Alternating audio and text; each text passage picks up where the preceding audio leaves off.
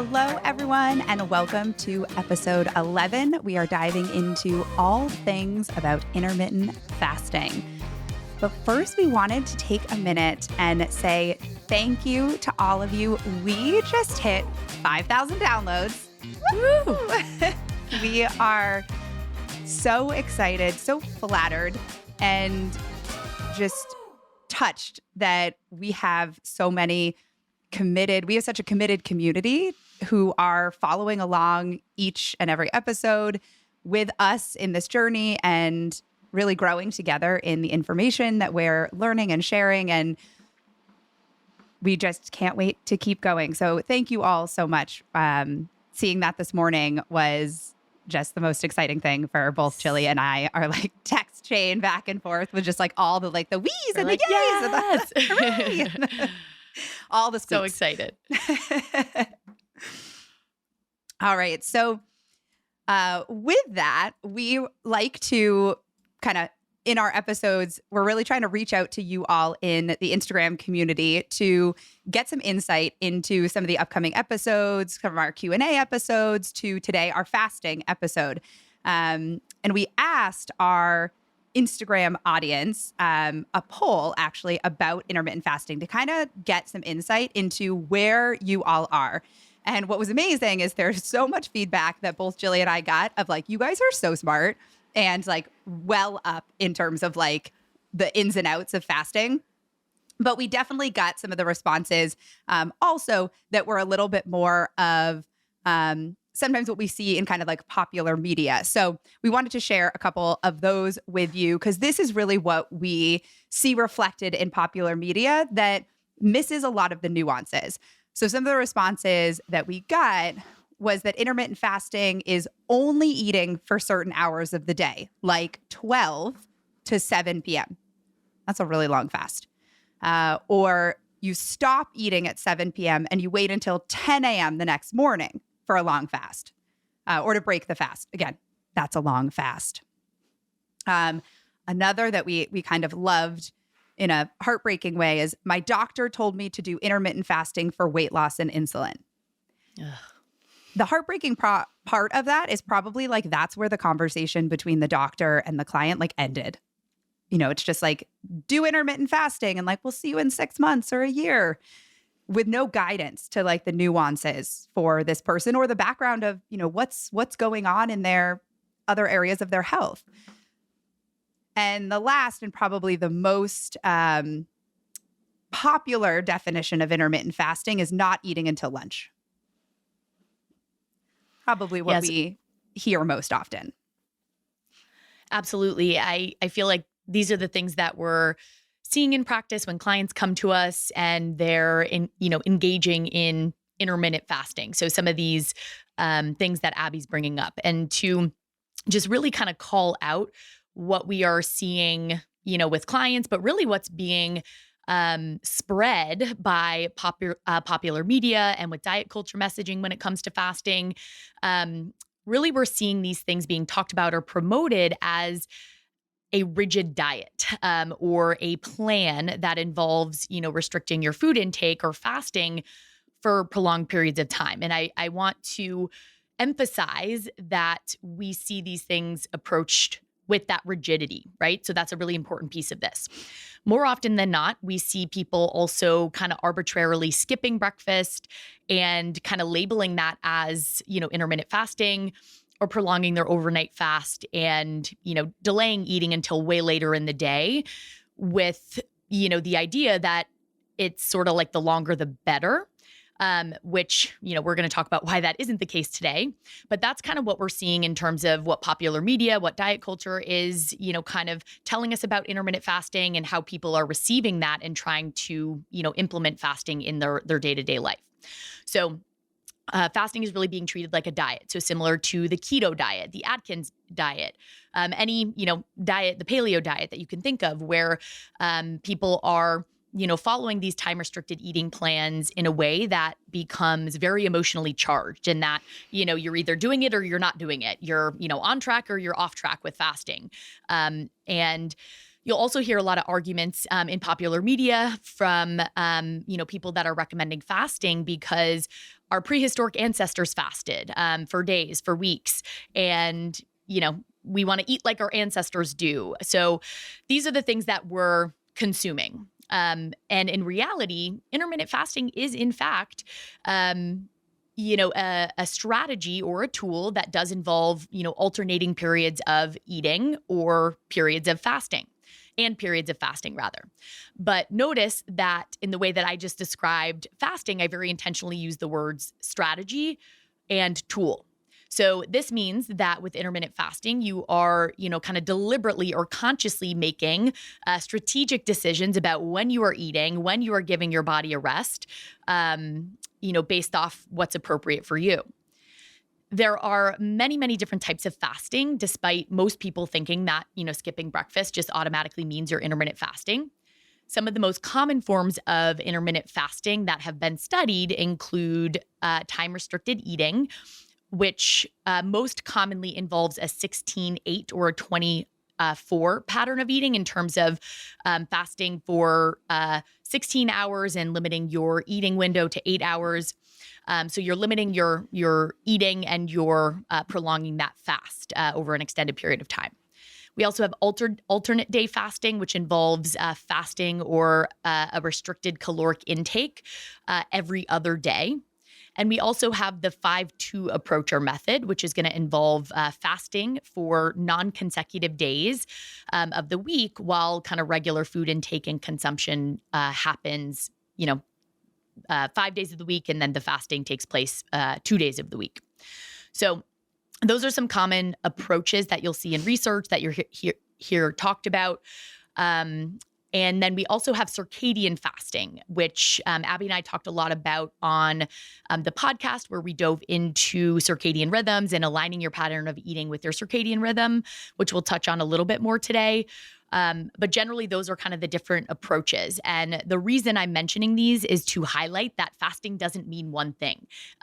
There are many different ways that it's been studied and many different ways that it, may or may not, be applied in your life or even be helpful. So what we're really going to try to do today is dive into some of this nuance. So some of the nuance with fasting and considerations for when can, different approaches with fasting be healthy and helpful and really a health promoting tool. And when is fasting actually doing more harm than good? And the big thing that we want to discuss today is the concept of, fasting as a tool versus a rigid diet or plan. And Abby's going to talk a little bit more about the idea of fasting as a tool, a little bit more. And that's definitely, loud and clear. Fasting is a tool. So what does that mean? If fasting is a hammer and you're trying to cut a board, the hammer isn't going to be appropriate. But if you're trying to hammer a nail, well, then you've got the right tool for the job. So the same goes for fasting. We have to know when is appropriate to use it and when we need to pull back or look for a different tool or stop using that tool, as fasting is a stressor in the body. So when used inappropriately, we can see much more harm than good with tools that are stressors. We're going to talk about that a little bit more in a minute. What we want to kind of start with, though, there are benefits to fasting. We're not here to just totally poo-poo on it. So let's start with, what are some of the kind of big picture benefits that, lead to fasting to kind of getting its praise. So, we do see metabolic benefits. So improvements in lowering LDL cholesterol, triglycerides. We see some modest benefits in reducing blood pressure. There are improvements in insulin sensitivities. That's diabetes reduction risk. Specifically lower fasting insulin and hemoglobin A1C. These benefits are greater in individuals with metabolic abnormalities, so someone with pre-diabetes or diabetes, than those with necessarily normal, healthy blood sugar levels. So benefits are generated through kind of the better alignment with hormonal patterns, and that fast period kind of causing a metabolic switch to fuel sources of glucose to ketones, and those can improve some of those metabolic markers. We've seen reductions in oxidative stress that have been noted in the body, suggested sleep benefits for individuals struggling with insomnia, not a tremendous amount of benefit to sleep of people with already healthy sleep patterns. So really we're seeing a little bit of a trend of fasting helping with people who are dysregulated in certain patterns of metabolic health or sleep patterns or just patterning in the body. There's really interesting benefits to the microbiome and therefore immune and cognitive functions, really through the increase in microbial diversity when we align eating patterns with circadian patterns that then in turn kind of produce a richer microbial environment. And those have the benefits on the immune system and the cognitive function. So fascinating. And what's really interesting is that in all of that research and all of the benefits, thinking of a lot of people seek out fasting for its kind of the pursuit of weight loss. But what's most interesting is that research doesn't really show an isolated benefit of weight loss in relation just to fasting, particularly what we're going to be talking about today in regards to the adaptive stress response. We see weight loss more correlated with caloric restriction that can happen as associated with fasting, but not necessarily always. So when weight loss is kind of wrapped up in the benefits of fasting, we're kind of missing the nuance of, is it actually caloric restriction or is it the fasting mechanism? And we really see that the weight loss is really about caloric restriction and not necessarily some of these adaptive responses of fasting and stress on the body. So weight loss doesn't actually make our general list, which is interesting. So there's a pretty fascinating amount of benefits, but there's a lot that still needs to be explored, especially around the long-term benefits of fasting and its effects on the body, particularly as fasting is a stressor. So we want to go a little bit more into what this idea of stress and fasting as a stress means.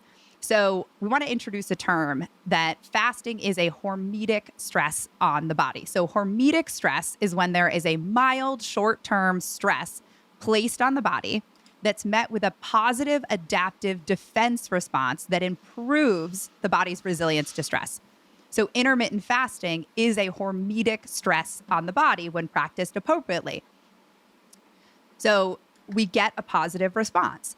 The thing to be mindful of with hormetic stress is that the benefits are this U-shaped curve, meaning some is a good thing. We want a low level of stress in the body to promote adaptive health benefits. This is the first side of the U, where we can think about mild stress when applied to the body results in improvement of more optimal health. So we can think of these mild hormetic stressors that we might practice daily or maybe we've heard about, such as like exercise. That's a stressor on the body. And we typically think, oh, exercise, we get a positive response to. Too much exercise, we're going to get a negative response to. So again, the dose is part of the, a really important part to think about with these hormetic stressors. We can think of sauna. Interestingly enough, sauna is a stressor on the body. Cold exposure is a stressor on the body. And now fasting. So all of these are hormetic stressors that when applied appropriately can produce beneficial adaptation in the body. And we can see health benefits as it relates to those stressors. But if the overall level of stress or stressors on the body become greater, or even the individual stressor is prolonged, like prolonged fasting, the curve starts to reverse.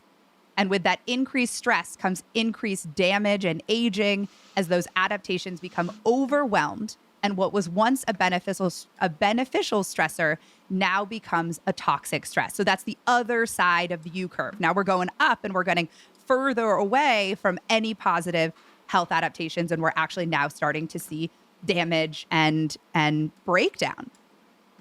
So what we have to recognize is there's an end to the benefits of healthy stressors. This is an invitation to look at your body and life holistically and make use of stressors as tools.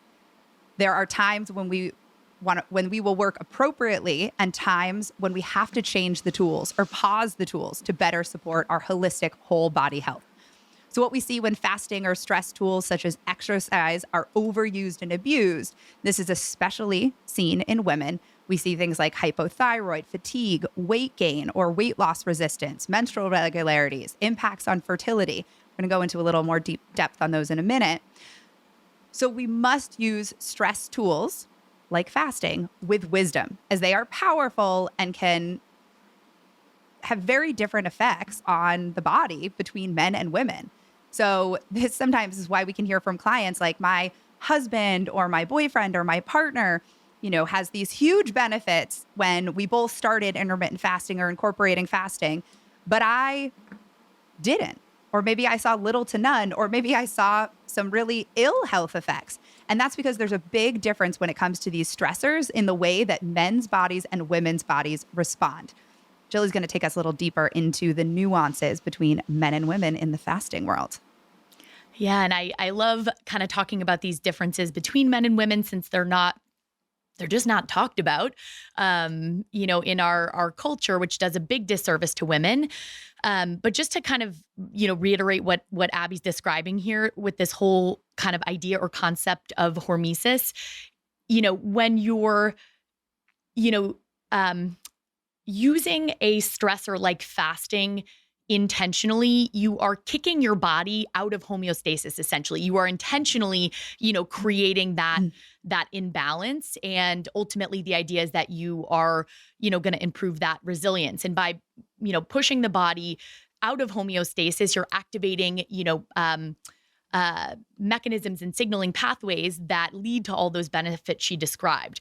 But if the body is already not in homeostasis and we're just kind of arbitrarily throwing on stressor after stressor after stressor, and you look at our modern world full of stressors, you can understand why that prolonged stress on the body is not actually going to produce a benefit. And I think ultimately what we're really trying to highlight here is that context is king always, and just doing more and putting more stress on the body, that is not going to lead to positive health outcomes in men or women at the end of the day.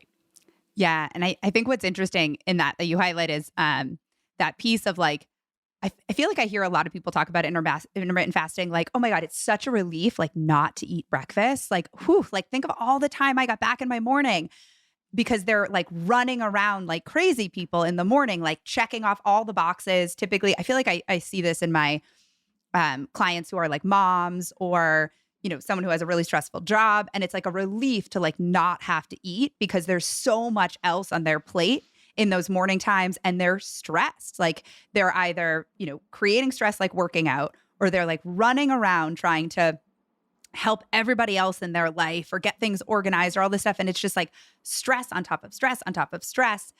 And we might see some, helpful shifts at first, but it's like over a prolonged period of time, we typically start to see a lot of breakdown in no longer seeing those benefits because we've just piled on like all of these stressors in this, kind of convenience driven idea of like, oh, it's just such a relief to not have to worry about this feeding my body thing.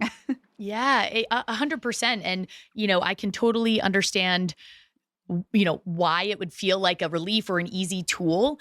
But what we're, really neglecting in that situation is, wow, I'm so busy. I have young kids. I'm running around. I have a demanding job. This additional stressor may not be the most, kind of healthier supportive tool for me. And I think in that short-term sense, like Abby described, I think sometimes people can experience some immediate, positive benefits or shifts. But in reality, it actually may be due to jacking up cortisol more so in terms of like, oof, I'm energized. We've talked a lot about, false energy and the idea of running on stress hormones. So, all of that to say, it's really important to assess the context in which you are applying any additional stressor to your body, if you are a male or a female. But I want to speak specifically to some of the differences between, men and women that are just not talked about enough. So men and women respond differently to stressors, like fasting, low carb diets, keto diets. And one of the primary reasons that the response is so different is because men and women operate on very different hormone cycles. So both men and women have circadian rhythms or circadian clocks, which refers to that roughly 24-hour biological cycle that regulates internal processes like digestion, sleep, metabolism. We talked a lot about circadian rhythms in an earlier circadian rhythm specific episode. You can check that out if you kind of want to do a deep dive into circadian rhythms. But both men and women have circadian rhythms. But as women, we are, of course, blessed with another lesser known rhythm that is referred to as an infradian rhythm. Infradian rhythms are cycles that are longer than 24 hours, and the infradian rhythm for women relates to our menstrual cycle, or how hormones are fluctuating throughout the entire month and interacting with the body. So during each phase of the menstrual cycle, hormone fluctuations cause the body to adjust things like energy balance, internal body temperature, metabolism, insulin sensitivity, sleep quality. There's a lot of hormones that are fluctuating throughout, our monthly hormonal cycle. But the big kind of key players are going to be things like LH and FSH, which I'll talk a little bit more about in a minute, but specifically with estrogen and progesterone as well. So we get big fluctuations throughout the month with these hormones, and it does change how our body is operating internally and how it's interacting with its external environment. So all of which will impact a woman's response to stressors like fasting. And men do not experience these hormonal shifts. So men just operate on that 24-hour circadian rhythm, while women actually have both. So the circadian and the infradian rhythm. I'm like over here giggling. So I'm like, men are groundhogs. No offense, but 24 hours, you're the same every day, day in and day out. It's so true. And no one's talking about that, right? Mm-hmm. And I think as women, we feel, guilty or beat ourselves up when we, experience things differently, whether it be diet, lifestyle, or, something that's emotional, at different times of the cycle than men. But we, Dr. Stacey Sims always says, women are not small men. We are very, very, very different. Our makeup is different. Our hormonal cycles are drastically different. And we need to acknowledge that and embrace it. Yeah. I mean, even things like travel. It's like, how many, if like we get off an airplane and it's like, we're all discombobulated and it's like men are like, nope, we're just like, like plugging along. I mean, we've talked about it before and there's not, this is a metaphor of sorts, but like men are like waffles and women are like spaghetti. This is one of my good friends, therapist, for telling her about this. And I've literally been talking about this for years now. And now I've been talking about it ever since you told me this. So if you pour maple syrup on a waffle versus a spaghetti, like the maple syrup is going to fill in the waffle into these like perfect little organized, pools. Men are waffles. And so when they get stress, and that's the maple syrup, like kind of poured on them, they can compartmentalize maybe a little better or a little bit more of like this kind of compartmentalization, and they can kind of get off the airplane and participate in their life and all of these things. Whereas women maybe are a little bit more like spaghetti. And if you pour maple syrup over spaghetti, don't think about eating that, but it kind of goes everywhere and kind of bleeds into all aspects of our life. And it can make us feel a little bit more of like how that travel then impacts even things like our physical body of digestion, but also our emotions and feeling like we're, maybe I'm just speaking for myself here, but like discombobulated after some of those things. And we can kind of look to, men who we might be traveling with or in any of those situations as to being like, why are we so different? And, the way our hormonal makeup, the way our bodies move through that kind of circadian, infradian cycles is drastically different. So whenever I hear that, I'm always like, such a waffle. Like, like I'm having a really spaghetti day over here. I love that. And I literally, after Abby, told me that little analogy, I mentioned that to Andrew, my husband, and now I say it all the time because I'm like, no, but you're a waffle. You don't get it. We respond differently as spaghetti over here. Yeah. Well, if you think about it too, men, just even with the specific example of blood sugar regulation and insulin resistance, changing cyclically. Men don't experience that. And that's a big deal when the way that your body is utilizing, glucose shifts. It just, the differences are profound. And I think we just need to highlight and talk about these things more so that we can assess our own context and not compare to, the males in our lives. So in terms of some other kind of interesting newer research on differences between men and women and why we respond so differently. First off, I just want to call out generally, which we're already kind of highlighting, women's bodies are really prioritizing safety for reproduction. So we, as a whole, we are more sensitive to stressors. But newer research, specifically on something called kisspeptin, is also starting to shed light on why women may be more negatively impacted by things like the prolonged fasting. So kisspeptin is a neuropeptide that plays a really important role in reproductive health, fertility, appetite regulation, blood sugar, body composition. So basically, kisspeptin, this neuropeptide, stimulates the secretion of follicle-stimulating hormone, or FSH, and luteinizing hormone, LH, from the pituitary gland by signaling GnRH, which is our gonadotropin-releasing hormone. So these things that I'm mentioning are, sometimes we think about LH and FSH, just specifically for governing the menstrual cycle, and, kind of being like the backup dancers, stimulating the stars of the show in terms of our estrogen and progesterone and all of that. But now we're learning about this kisspeptin and the role that it's playing in, actually signaling the FSH and the LH. So these hormones that I'm mentioning, super important for the actual production of sex hormones, for regulating the menstrual cycle, and for a variety of other things in the body, pertaining to metabolic health specifically, which I'll mention in a minute. But when the brain senses that resources are scarce from things like undereating or prolonged fasting, women are experiencing disruptions with kisspeptin. Newer research is suggesting that disruptions to kisspeptin may lead to altered sex hormone production, menstrual cycle and fertility issues, and also increased hunger hormones and reduced insulin sensitivity. Differences with kisspeptin might be, a big part of why men and women are responding so differently to these things.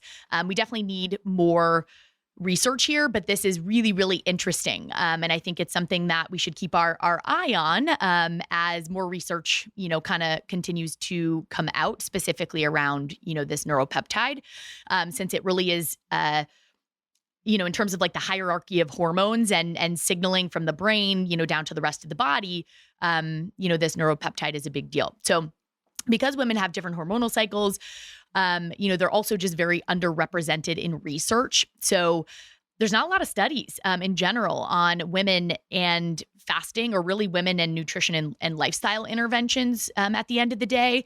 Most of the studies that we are referring to in terms of benefits of fasting are done in animal models or in men. So, now that we're talking about, the kisspeptin and the infradian rhythms and all of these hormonal shifts that are not accounted for in studies on men and animal models, I think we can understand why the response between men and women, can be really different. So ultimately, as a woman, we need to protect our infradian rhythms, and we need to consider our unique biology and those cyclical shifts with hormones when it comes to any intervention, diet or lifestyle related. And one thing that I do just want to point out too is that there was a recent study that actually was looking at intermittent fasting in men and women in terms of different behavioral outcomes. And this study found that intermittent fasting was associated with a higher prevalence of eating disorder behaviors, particularly among young women. And in this recent study, intermittent fasting was associated with all eating disordered behaviors, including binge eating, vomiting, laxative use, and compulsive exercise. In men, intermittent fasting was only associated with compulsive exercise. So, clearly there's a lot of differences here. And, we really just want to be mindful of these things. And again, women are not small men. literally needs to be like shouted from the rooftops. And so much of the reasons for why so much like this research is done on men is that it's easier to do because they don't have these hormonal shifts, that it's like, we need to know, like, where was that woman in her cycle and what was the unique, is she cycling appropriately in her body and how is that in fact, like, we're hard to study. But that doesn't mean you leave us out. That's not the solution, but that's kind of been the solution for years. So that's really the importance of paying attention to our unique bodies as we, kind of explore and utilize tools like fasting, even tools like exercise, all of the tools that that we really talk about here, and apply them to your own unique body. And if things start to shift and almost feel more dysregulated, like, just allow that little question mark to come up and be like, is it actually one of the tools that I'm using that maybe I need to pull back on and not double down on? Because that's often what we can say. Yeah, absolutely. So now that you know a little bit more about what can be driving the different responses in men versus women when responding to fasting, we want to share a little bit more insight into what we and our female clients who are inappropriately using, or even to maybe sound a little bit more aggressive, abusing fasting, unintentionally or intentionally, because we live in a world where more is better. And if we aren't getting the result we want, this is often kind of weight loss oriented. I feel like what we see it most as, we do more fasting, more caloric restriction, more exercise, more stress. So with more stress, we can often see more symptoms. So if you are utilizing some of these tools that are stressors and you are experiencing some of these symptoms, let this be a gentle little light bulb to come up and start having that more curious conversation in your body. So symptoms such as anxiety, acne, sleep disruptions, overeating at night, preoccupation with food, weight loss resistance or increasing weight, bloating, hair loss or thinning, constipation, mood or irritability, getting sick often, even prolonged situations where you can have conditions like hypothyroid, fertility challenges, even gut dysbiosis. That's a long list. And in all honesty, and I think Abby would agree, we see all of these things in our practice for various reasons, of course, but it is not uncommon to see them specific to, under eating, fasting, just the chronic assault on the body with stressors. And it's a really delicate balance. And if you are sympathetic dominant, like many, many people in our modern world, or as a byproduct of our modern world, we have to take this, into account in addition to thinking about the delicate balance with, female hormones as well. But, if you think about it too, in terms of that, hormesis that we're talking about and stressors being beneficial in a certain context, if cortisol is up, if we're chronically activating cortisol with the fasting and all of these kind of stressful diet and lifestyle interventions, this directly counters the adaptation that you are looking to achieve. And not only is it going to counter the adaptation, it's going to, over time, contribute to this laundry list of, kind of symptoms and, the dysfunction that Abby's mentioning, which is, I think, really important to highlight. Yeah. And I think with that, when we think about many people who are seeking out fasting again in this like weight loss driven kind of world, it's like, where is the weight challenge coming from in the first place? Is it coming from that overstressed? Maybe there's some underactive thyroid. Maybe there's, not sleeping. Maybe there's not like an under eating that's been just happening for years and years. Maybe it's unintentional and then it becomes intentional because there's additional caloric restriction. So it's like, we just kind of, added a tool of stress on top of an already stressed body. And that's really where, Jillian and I continue to scream it from the rooftops, but that idea of like really establishing those big foundational rocks first, and then allowing things to kind of settle. And then from a place of settling, kind of seeing, all right, what symptoms are still there? Now I know I'm optimally feeding my body. I'm focusing on sleep. I'm, really focusing on nourishing first. And then we can see, like, is there still then challenges with acne or anxiety or bloating or what have you? And then it's kind of like, okay, now there's maybe a little bit deeper to go. But, we can do a lot of these explorations like in our own life, but it's less of the more and more of the nourishment in the direction that we really want to invite you all and invite the people in our kind of surrounding communities to think more first, as opposed to let me do more of some of these stressor pieces. Yeah. Yeah. And, really tap into what your body is sharing with you in terms of signals and symptoms. Something that we see very often in practice is, that being preoccupied with food, overeating at night. And, if you are applying intermittent fasting in your life and you're skipping breakfast, that's the way you're, interpreting it and implementing in your life.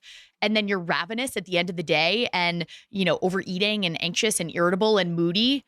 I think your body's telling you that this approach isn't working.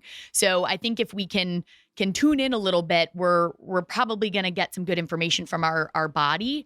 And I think the other problem here too is that fasting is kind of looked at as this isolated tool. And then, individuals that are, like you mentioned, not eating enough, but maybe also, aren't getting enough protein. They're eating, ultra, processed foods predominantly and lacking a lot of like core nutrition in their diet, where it's like, if there's going to be any tweaking and modification of, feeding versus fasting windows, we also need to make sure that we're not just overlooking nutrition. And, it's just the way that our culture approaches things is it's backwards. Yeah. Like in the building of the house, it's like fasting should be like, what color are these drapes going to be? Not like, do we have a foundation poured? Yes, exactly. So yeah, just to highlight some of the things that are not talked about. And then in terms of, okay, if, all of this stress on the body is not so great and, there's all these differences between men and women, but we also mentioned benefits of fasting. Like, how do we put all this together? What do we recommend in terms of what could you do with fasting? So generally for most people, we recommend circadian fasting or aligning your pattern of eating with your circadian rhythm. And remember, fasting can mean a lot of different things. It doesn't just mean, go as long as you can without eating. So I think there's this sort of like, connotation with the word fasting. So circadian fasting though, or as we prefer to, kind of describe it, aligning your pattern with your circadian rhythm is really a way to work with your body's internal clock that we mentioned that both, men and women have.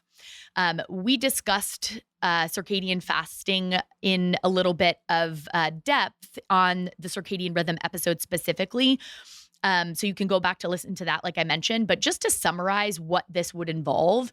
So if you're going to align your pattern of eating with your circadian rhythm, you are going to identify a rough 12-hour daytime and a rough 12-hour nighttime window that works for you and your life.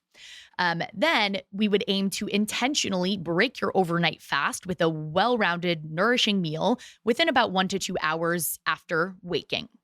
From there, we're going to aim to eat consistently about every 3 to 4 hours throughout the day after that. Ideally, we would then kind of close down the kitchen at the end of that, 12-hour daytime window and give your body about 12 hours of rest away from eating overnight. So doesn't sound, super crazy when you're actually kind of implementing and making those tweaks. Sometimes it can,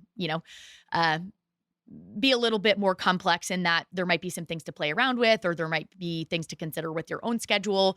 But that's just a general kind of guideline in terms of how to align your eating with your circadian rhythm. And ideally, we're going to be fueling optimally throughout the day. We're going to be eating enough. We're going to be keeping blood sugar really stable with balanced macronutrients and, quality foods coming into the diet.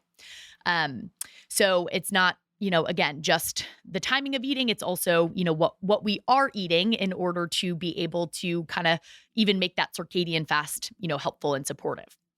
And at the end of the day, what we are finding, in newer research is that you don't need to fast for 16, 18, 20 hours, whatever it is, to benefit from fasting or giving your body a rest from digesting food. A more gentle 12 to 14 hour fast can be very effective and supportive for, promoting metabolic health and supporting, positive shifts with gut health and, beyond. So that's a really important thing to remember too, in terms of what Abby, was saying around just layering on more and more and more. I'm going to do this harder. I'm going to do more of this because it's not working. And, it doesn't always have to be more. And oftentimes less is more, especially when it comes to fasting. Couple other things here. We have to remember that we are humans. We are not robots. Fasting is a tool, it's a strategy, and it should never be used or approached with rigidity. This is where it becomes emotionally charged, like I mentioned, where if you're trying to apply intermittent fasting, even just the gentle circadian fasting with rigidity, you're setting yourself up for a lot of stress and failure because, life happens. As an example, Abby and I were out to dinner on Friday evening and had, a much later dinner than we normally have. But there's also several days during the week where we, align our eating with our circadian rhythm. And then sometimes on the weekends or, if something is going on with our schedule, that might get disrupted. And that's okay. You don't need to do it every single day to reap the benefits. Again, we're humans. We're not robots. So you can be flexible with these things. And even if there's a few days a week that you can be more intentional about when you are eating and when you are fasting, that can produce widespread benefits, which is really cool. It's so cool of the timing. I mean, so much of the research around the shifts in the microbiome are really more so to do with the alignment with circadian rhythm than necessarily the degree of hours that someone went without eating, because there is a circadian rhythm that our microbiome is following. And that's really when we eat at the times that our body is most primed for fuel, when our insulin is most sensitive, and that's typically in the morning times, in that hour or two window after waking. That's really what's leading to some of these shifts that we're seeing in the microbiome. And then those are associated with those immune and cognitive benefits. So, the timing is so much of something that really needs to be highlighted as well, not just the absence of food for X number of hours. So it really is much more of this nuance. And so that's really where that idea of circadian eating does connect so much, but we also have to leave room for life, just as Jilly was saying.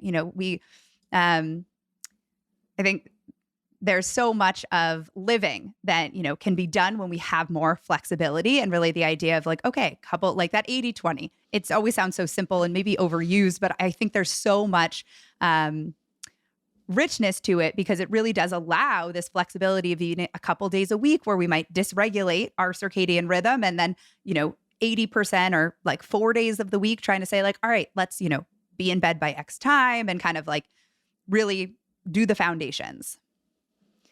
Yeah, I couldn't agree more. And it's again, at the end of the day, it's about, assessing the context, what are my stress levels like? What's the status of, my metabolic health?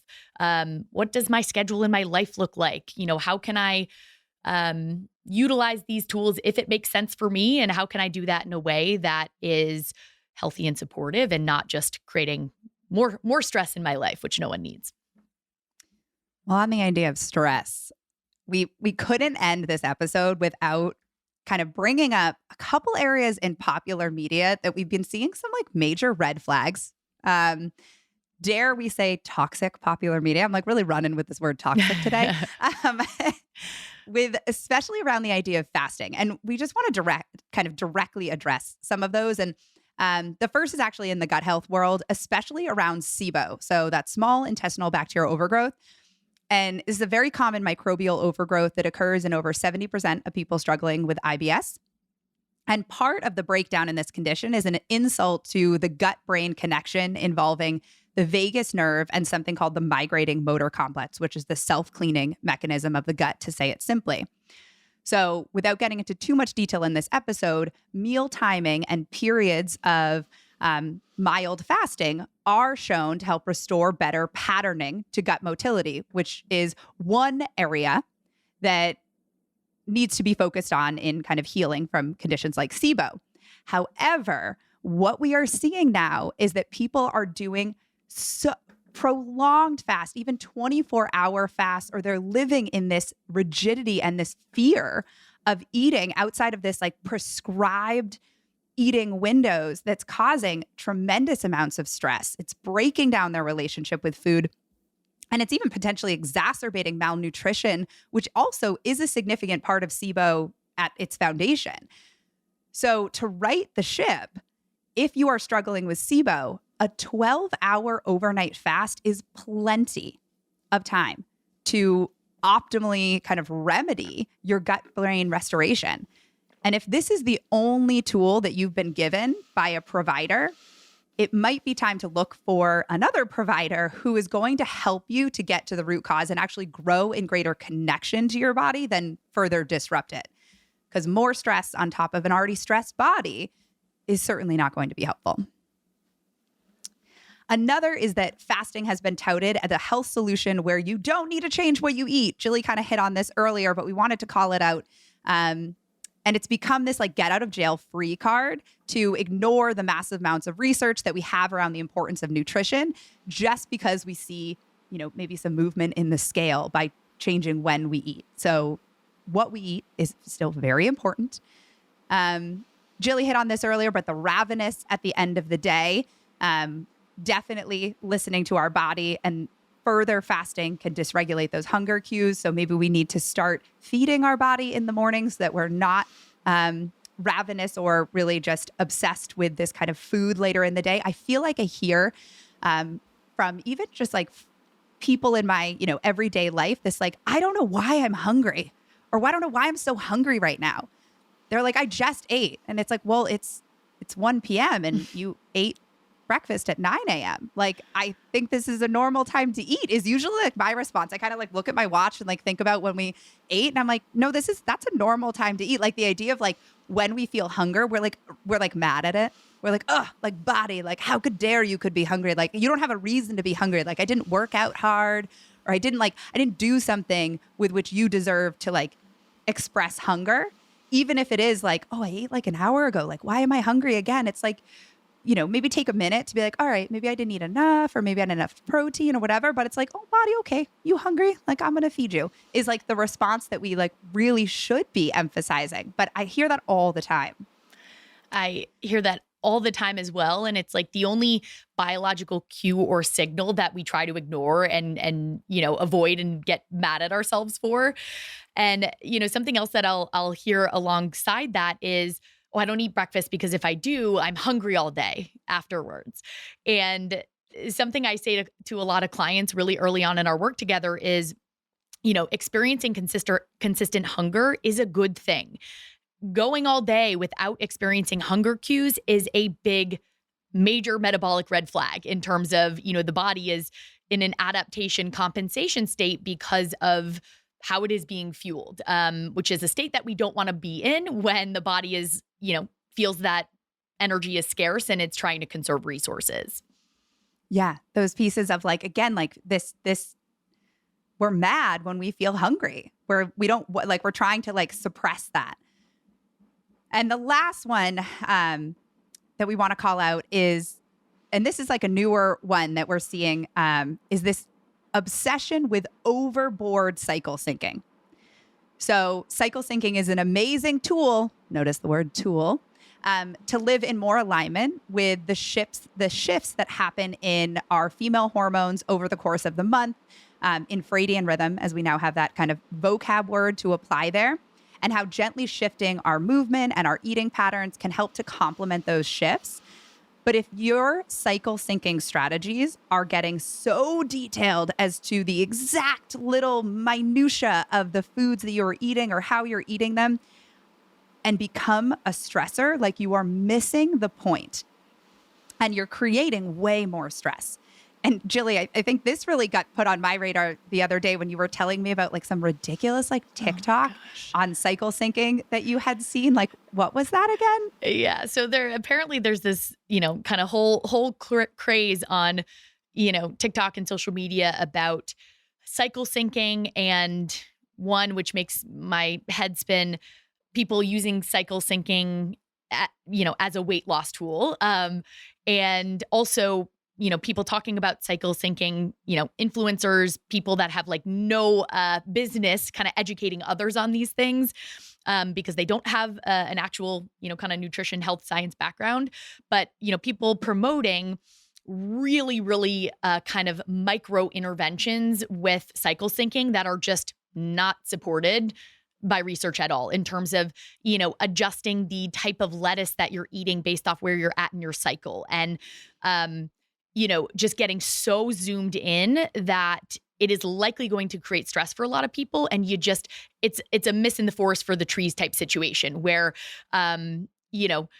we're not talking about the things that are actually, relevant and important in terms of, making gentle shifts with the way we exercise or, how we fuel in terms of, in the luteal phase when energy needs are increased and we're a bit more insulin resistant, kind of making some adjustments to make sure the body's well supported.